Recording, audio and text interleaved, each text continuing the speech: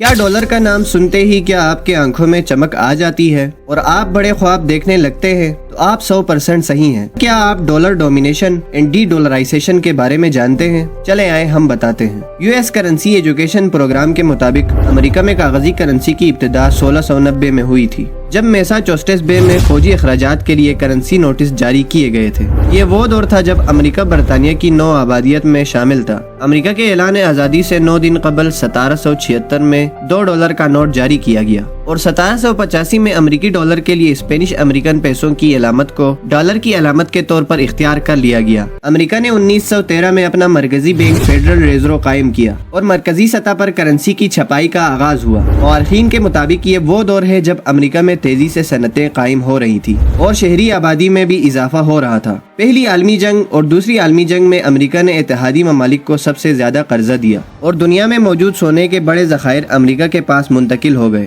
اس دوران تمام ممالک نے طے کیا کہ جنگ سے پیدا ہونے والی صورتحال کی وجہ سے اب زر مبادلہ کے ذخائر سونے میں رکھنا مشکل ہوتا جا رہا ہے، اس لیے کرنسی کی قدر کے لیے ڈالر کو معیار مقرر کر لیا جائے۔ ڈالر کا انتخاب کرنے کی ایک وجہ تو یہ تھی کہ اس وقت دنیا میں سونے کی سب سے زیادہ ذخائر امریکہ کے پاس تھے اور ڈالر کی قدر کا تعین بھی سونے ہی سے ہوتا تھا، جو کہ اس وقت $35 فی اونس 2.43 تولہ تھی۔ ڈالر کو زر مبادلہ کے لیے معیار بنانے کے اس سمجھوتے کو برٹن وڈس معاہدہ کہا جاتا ہے اور اس کے تحت زر مبادلے کے لیے قائم ہونے والے نظام کو برٹن وڈس سسٹم کا نام دیا گیا۔